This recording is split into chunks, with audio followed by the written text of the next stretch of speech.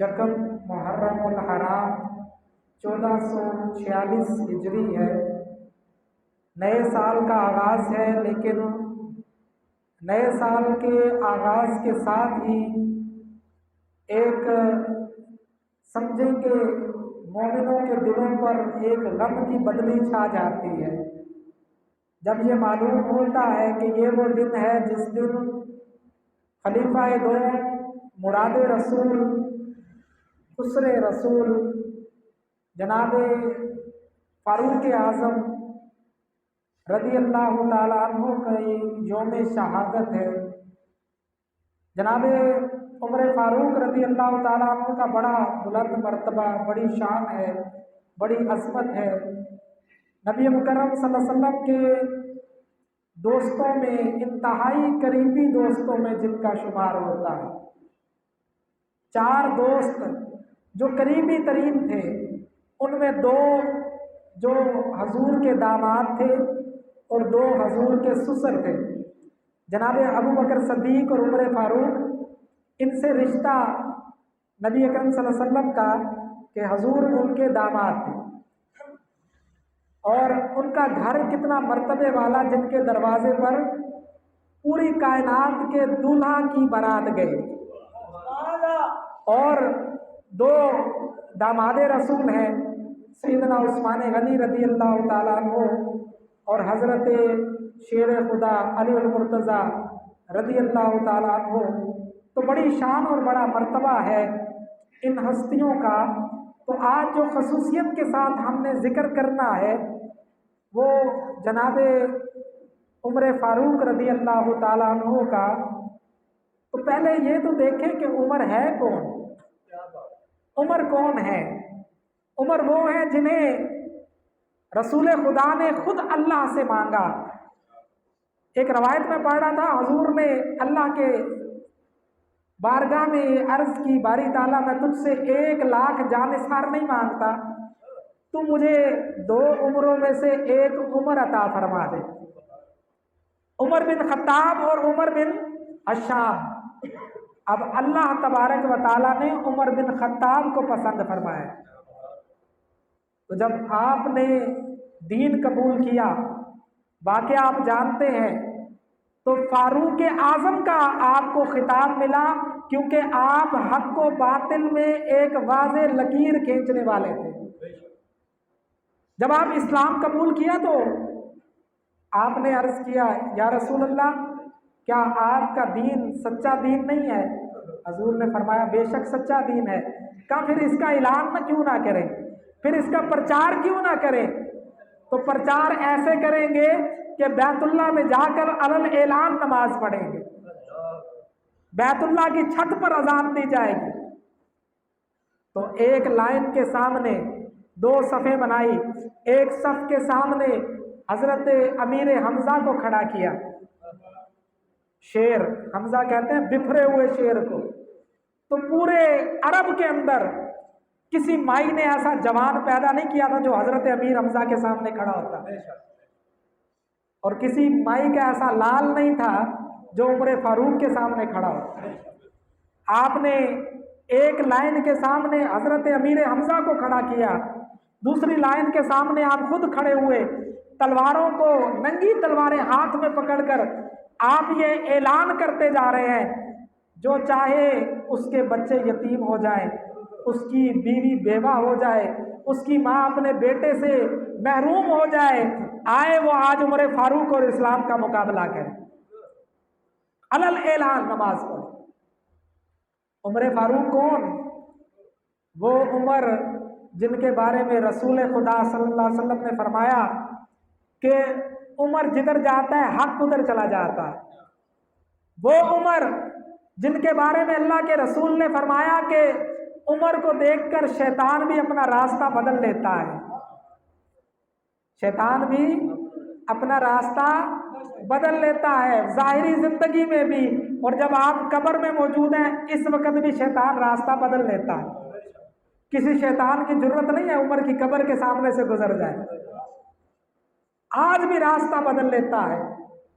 اور وہ عمر فاروق کہ جو جن کے بارے میں جن کی بصیرت اتنی ہے جن کو اللہ تعالیٰ نے طاقت اتنی فرمائی، 22 لاکھ مربع میل، 22 لاکھ مربع میل کے اکلوتے حاکم، جن کی قمیض پر 17 پیوند تو نظر آتے ہیں لیکن جن کے دامن پہ کرپشن کا کوئی داغ نظر نہیں آتا، وہ عمر فاروق رضی اللہ تعالیٰ عنہ، جنہوں نے ایسی ایمانداری سے حکومت کی کہ غیر بھی کہنے لگے کہ اگر 6 ماہ اور عمر فاروق زندہ رہتے تو دنیا میں صرف اسلام ہوتا، کوئی اور چیز نہیں ہوتی۔ وہ عمر فاروق جن کی شان کیا کہنی۔ ایک دن رسول خدا صلی اللہ علیہ وسلم اپنی مجلس میں بیٹھے تو حضور نے فرمایا کہ میں نے خواب دیکھا۔ اصحاب رسول سے فرمایا، اپنے اصحاب سے فرمایا کہ میں نے خواب دیکھا، اور میں نے خواب میں کیا دیکھا؟ میں نے لوگوں کو قمیضیں پہنے ہوئے دیکھا، کسی کی قمیض اتنی چھوٹی تھی کہ پیٹ بھی ننگا تھا، پیٹ بھی ننگا ہے، اور کسی کی قمیض اتنی ہے کہ بمشکل پیٹ تک پوری آتی ہے۔ سب نے چھوٹی چھوٹی قمیضیں پہنی ہوئی ہیں، لیکن میں نے عمر فاروق کو دیکھا، ان کی قمیض اتنی لمبی ہے کہ زمین پر گھسٹتی چلی آ رہی ہے، زمین کے ساتھ ساتھ چلتی آ رہی ہے۔ صحابہ نے عرض کی، یا رسول اللہ اب اس کی تعبیر بھی بتا دیں، یا رسول اللہ اس کی تعبیر کیا ہے؟ حضور نے فرمایا جو قمیض ہے نا یہ دین ہے، کسی نے دین پر اتنا کم عمل کیا کہ پیٹ بھی ننگا ہے، اور عمر فاروق نے دین پر اتنا عمل کیا کہ سر سے پاؤں تک دین میں لپٹے ہوئے ہیں، ان کا دین زمین پر گھسٹتا چلا ہے۔ وہ عمر فاروق رضی اللہ تعالیٰ، وہ عمر کہ جو رات کے وقت اپنی کمر بستر سے نہیں لگاتے تھے، بستر پر لیٹتے تو کبھی دائیں پہلو پر، کبھی بائیں پہلو پر، کبھی اٹھ کر سجدے میں گر پڑتے، کبھی رونے لگتے۔ تو اہلیہ پوچھتی ہیں کہ حضور کیا وجہ ہے؟ آپ تو حقداروں کو حق دیتے ہیں، پھر اتنے پریشان کیوں ہیں؟ تو عمر فاروق کہنے لگے کہ اگر فرات کے کنارے پر اگر ایک کتا پیاسا مر گیا تو قیامت کے دن عمر فاروق کا گریبان پکڑا جائے گا۔ آج کل حکمرانی کا مطلب ہے کہ لٹو اور پھٹو، لوٹ مار کرنا، قومی خزانے کو شیر مادر سمجھنا، جتنا مرضی استعمال کریں، جو مرضی کریں۔ آپ دیکھیں نا پاکستان کے اندر جو حکمران بنتے ہیں وہ کیا کرتے ہیں؟ زمینیں، جائیدادیں، کیا کیا پیسے سب اپنے اوپر لگا رہے ہیں۔ اور عمر فاروق کا معاملہ کیا ہے؟ اگر بیٹا آتا ہے، ابا جی کام ہے، کہا سلطنت کا کام ہے یا ذاتی کام ہے؟ گھر کا کام ہے۔ کہتے ہیں حضور گھر کا کام ہے، تو دیا بجھا دیتے ہیں، دیا بجھا دیتے ہیں کہ اس میں تیل جو جل رہا ہے وہ سلطنت کے کاموں کے لیے ہے، تیرے میرے ذاتی کام کے لیے نہیں ہے۔ وہ عمر فاروق کہ اگر بیت المقدس فتح ہوتا ہے اور عمر فاروق تشریف لے گئے تو گورنر سے کہا یار سفر کر کے آئے ہیں۔ آپ جانتے ہیں نا کہ صرف 2 بندے گئے تھے بیت المقدس جب فتح ہوا تھا، تو صرف 2 بندے، عمر فاروق اور ان کے ایک غلام، کوئی پروٹوکول نہیں ہے، 30 گاڑیاں پیچھے اور 30 گاڑیاں آگے نہیں ہے، اور کوئی اشارے بند نہیں ہے کہ جناب ایمبولینس میں کوئی مرتا ہے تو مرے، وزیر اعظم یا وزیر اعلیٰ صاحب تشریف لا رہے ہیں، یہ سب لوگ پکڑے جائیں گے۔ انہیں معلوم نہیں ہے کہ یہ کتنا ظلم کر رہے ہیں، کتنی زیادتی کر رہے ہیں ہمارے ملک کے حکمران۔ تو صرف 2 لوگ گئے ہیں۔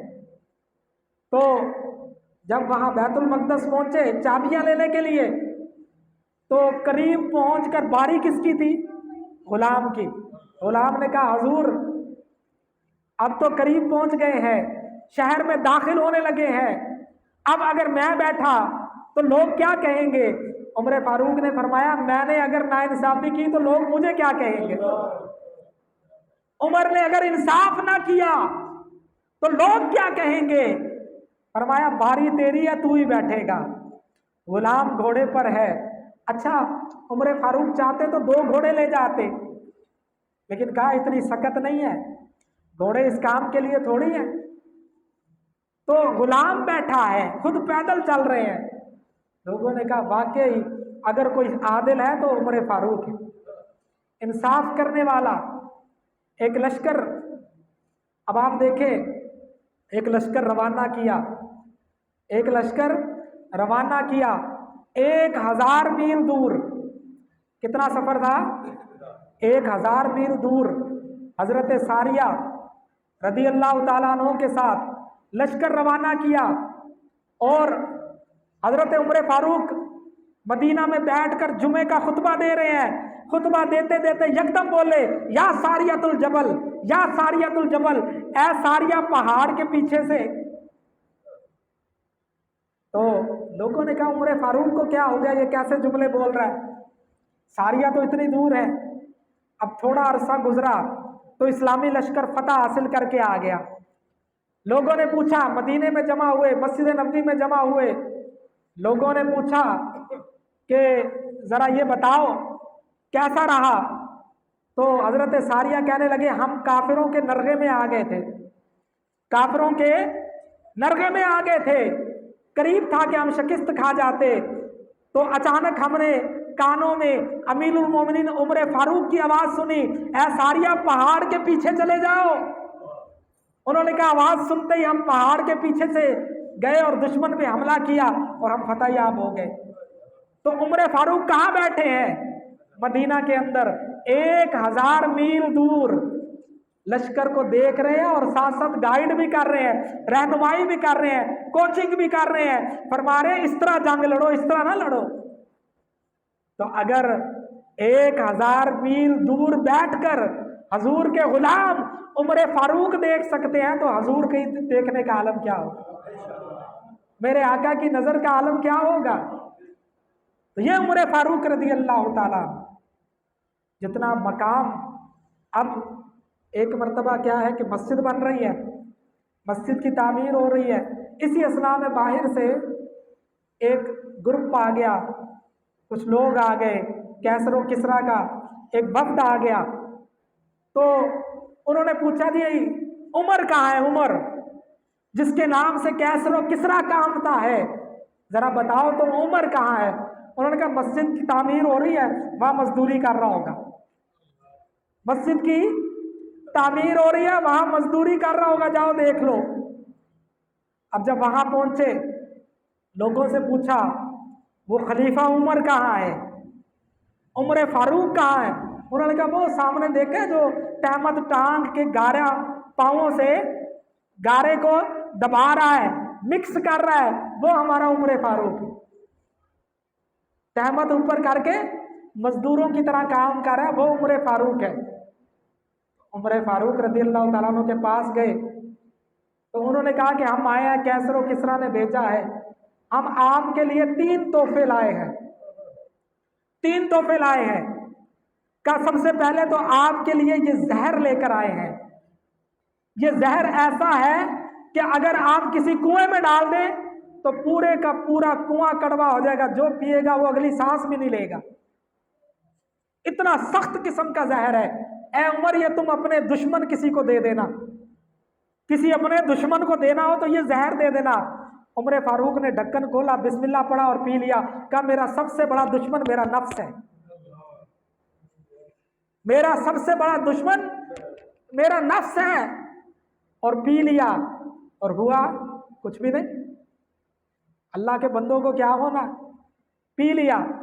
کہا اچھا دوسرا تحفہ یہ لائے ہیں، یہ خوشبو ہے، ایک دفعہ اگر لگا لی آپ نے تو کئی سالوں تک یہ خوشبو نہیں جائے گی۔ عمر فاروق نے ڈھکن کھولا شیشی کا اور گارے کے اندر ڈال دیا، کہا یہ مسجد کو لگنا ہے، مسجد کی دیواروں سے خوشبو آئے، یہ زیادہ لائق ہے۔ تو کیا حیرت ہے، یہ بندہ کسی لالچ میں نہیں آتا۔ کہا اچھا نہیں مانتا، تو ایک خاتون کو ظاہر کیا، کہا یہ کیسر و کسریٰ کی وہاں کی سب سے حسین و جمیل لڑکی ہے، یہ آپ کے لیے لے کر آئے ہیں، آپ اس سے نکاح کر لیں۔ عمر فاروق نے آواز دی، ہاں بھائی مزدوروں کس کا نکاح نہیں ہوا؟ ایک مزدور آگے، حضور میرا نہیں ہوا۔ کہا تیرا نکاح پڑھاؤ، نکاح کروا کے ساتھ بھیج دیا۔ تو وہ وفد واپس گیا، انہوں نے کہا یہ عمر قابو آنے والا نہیں ہے، یہ عمر نہیں قابو آنے والا۔ آج لوگوں نے अजीब व गरीब कहानियाँ घड़ ली। शहजादी शहर बानो जब ईरान फतह हुआ तो बादशाह की बेटी शहर बानो शहजादी तो वो आई, जब माले गनीमत आया तो शहजादी शहर बानो भी साथ आई। तो लोगों ने कहा कि उमर फारूक ने इकट्ठा किया अपनी मजलिस को, कहा इन शहजादी का क्या करें। उन्होंने कहा आप अमीरुल मोमिनीन है तो आपके बेटे ज़्यादा लायक है, अब्दुल्ला इब्ने उमर से निकाह कर दें तो कुर्बान जाए उमर फारूक पर। आज लोग क्या कहते हैं, हज़रत उमर फारूक ने फरमाया ये शहजादी हैं और ये किसी शहजादे के लायक है, बुलाओ शहजादा इमाम हुसैन को, कहा इमाम हुसैन को बुलाओ, ये उन्हीं के लायक है। इमाम हुसैन को बुलाया और उनके निकाह में दे दी। इतनी मोहब्बत करते थे उमर फारूक, उमर फारूक इतनी मोहब्बत करते थे।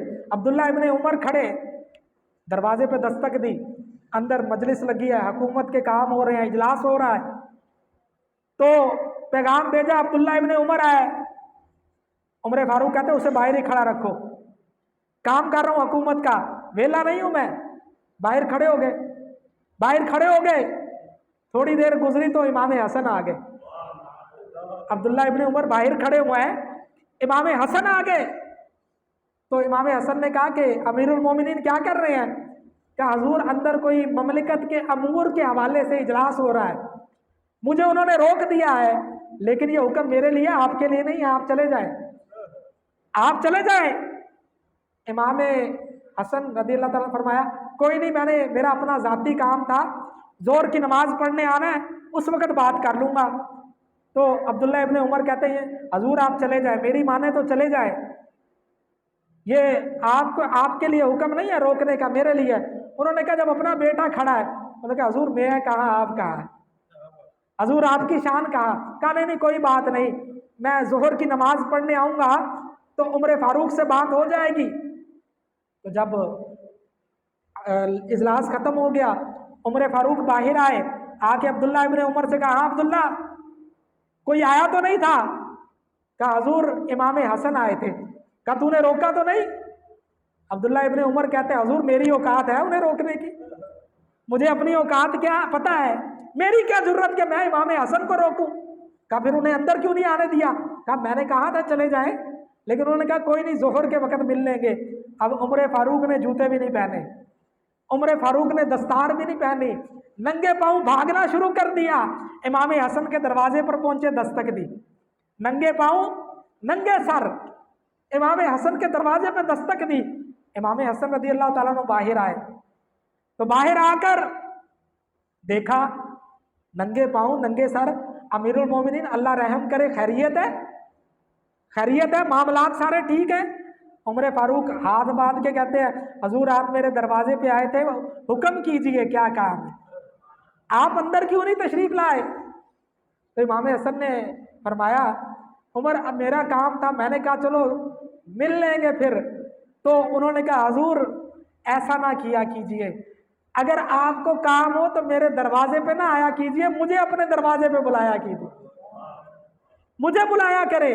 तो इमाम हसन ने कहा कि हजूर आपने अपने बेटे को खड़ा किया हुआ था तो मेरी क्या मजाल। उन्होंने कहा मेरे बेटे की औकात है, क्या उसके अब्बा का नाम अली है, क्या उसके नाना का नाम मोहम्मद है। कहा वो कहाँ आप कहाँ, हजूर जब आपका हुक्म हो तो मुझे बुलाया कीजिए, मैं सर के बल आऊँगा। इतनी मोहब्बत करते थे, इतनी मोहब्बत करते थे उमर फारूक रज़ी अल्लाह ताला अन्हु। वो एक मरतबा ऐसा हुआ कि एक शख्स ने आके हज़रत अली की शिकायत कर दी। ये जो वाक़या है ना, ये वाक़या ये मैंने एक अहले तशय्युअ से सुना, एक अहले तशय्युअ से सुना, लेकिन वो सहाबा का गुस्ताख नहीं था, सहाबा से मोहब्बत करने वाला। एक अहले तशय्युअ कहता है कि एक शख्स ने आके उमर फारूक को शिकायत लगा दी हज़रत अली की, हज़रत अली की शिकायत लगा दी। कहने लगा कि हजूर मुझे अली ने थप्पड़ मारा है, वजह भी नहीं बताई, मुझे अली ने थप्पड़ मारा है और वजह भी नहीं बताई। हज़रत उमर फारूक ने पैगाम भेजा कि जाए जरा हज़रत अली को बुलाएं। तो हज़रत अली करम अल्लाह वजहुल करीम तशरीफ़ ले आए, तो बड़े अदब से तफ्तीश नहीं की, अर्ज़ की उमर फारूक ने کہ یا علی یہ کہتا ہے مجھے آپ نے تھپڑ مارا، وجہ بھی نہیں بتائی، تو وجہ ہی بتا دے۔ حضرت علی نے فرمایا یہ چوک میں کھڑا ہو کے مسلمان عورتوں کو دیکھ رہا تھا، گھور رہا تھا، اسے میں نے تھپڑ مارا ہے۔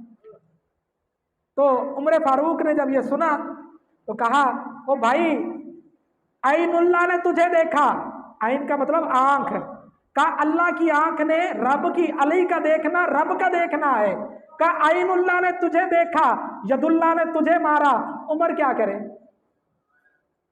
عین اللہ نے تجھے دیکھا، ید اللہ نے تجھے مارا، عمر کیا کرے درمیان میں؟ انہوں نے ٹھیک کیا جو بھی کیا، کیسی بات ہے۔ تو وہ کہنے لگا، اہل تشیع کا جو امام تھا وہ کہنے لگا او شیعو، تم ایسا ایمان تو تمہارا بھی نہیں جیسا عمر فاروق کا تھا، ایسا ایمان تو تمہارا بھی نہیں ہے، یہ کوئی عجیب بات نہیں ہے۔ اللہ قرآن میں فرماتا ہے جب مومن میری ذات میں مستغرق ہو جاتا ہے، جب میرے ہر حکم پر چلنا شروع کر دیتا ہے، زبان اس کی ہوتی ہے، بات میری ہوتی ہے، آنکھیں اس کی ہوتی ہیں، دیکھنا میرا ہوتا ہے، ہاتھ اس کے ہوتے ہیں، کام میرا ہوتا ہے، پاؤں اس کے ہوتے ہیں، چل کے میں جاتا۔ یہ تو مومن کی بات کی۔ تو حضرت علی کرم اللہ وجہ الکریم اتنی بڑی ہستی، تو عمر فاروق ایک مرتبہ، بات ہو رہی ہے عمر فاروق کی، عمر فاروق ایک مرتبہ خطبہ دے رہے تھے، امام حسن چھوٹے سے تھے، چھوٹے سے بچے، تو وہ مسجد میں آ رہے، بڑے جلال کے اندر آ رہے تھے، راستے میں جب قریب پہنچے نا تو حضرت علی نے بازو پکڑا، بازو پکڑ کے کھینچنا چاہا، تو عمر فاروق نے کہا رک جا علی، رک جا، حسین اور میرا معاملہ ہے، حسین اور میرا معاملہ ہے۔ امام حسین سامنے آ کے کھڑے ہو گئے، خطبہ ہو رہا ہے، جمعہ ہو رہا ہے، مسجد میں رش لگا ہے، لوگ بھرے ہوئے ہیں، اصحاب رسول بھی ہیں، امام حسین سامنے آ کے کھڑے ہوئے، کہا نیچے آ جاؤ، عمر نیچے آ، عمر نیچے آ۔ عمر فاروق نیچے اتر کے کھڑے ہو گئے، کہا حضور حکم۔ تو کہنے لگے کہ یہ میرے نانا کا ممبر ہے، اترو اس سے نیچے، جاؤ اپنے نانا کے ممبر پہ جاؤ۔ تو عمر فاروق ہاتھ جوڑ کر کہتے ہیں حضور ممبر تو آپ کے نانا کا ہی ہے، میرے نانا کا تو کوئی ممبر نہیں ہے، حضور ممبر تو آپ کے نانا کا ہے۔ تو امام حسین کہتے ہیں اچھا تیرے نانا کا کوئی ممبر نہیں؟ کہا میرے نانا کا ممبر ہی نہیں حضور، میں تو خادم ہوں آپ کا۔ اچھا ٹھیک ہے، جاؤ جا کے بیٹھ جاؤ، پھر جاؤ جا کر بیٹھ جاؤ۔ اب عمر فاروق آ کر ممبر پر بیٹھ گئے، تقریر کرنے لگے، لوگوں تم نے مجھے ممبر پر بٹھایا، حسین نے اتار دیا، اب حسین نے بٹھایا، کسی کی جرت ہے مجھے اتارے؟ یہ محبت تھی۔ قرآن جو آیت پڑھی نا، اللہ فرماتا ہے محمد الرسول اللہ والذین معہ اشداء علی الکفار رحماء بینہم، کہ یہ کافروں پہ اشد ہے، سخت ہے، لیکن آپس میں انتہائی مہربان ہیں، آپس میں انتہائی محبت کرنے والے ہیں۔ تو اصحاب رسول کی ایک دوسرے سے بڑی سخت محبت تھی۔ تو یہ بڑی بات ہے۔ ایک چھوٹی سی بات کہہ کے مجھے اندازہ ہے کہ وقت کا، کہ عمر فاروق ایک مرتبہ آپ گلی سے گزر رہے ہیں،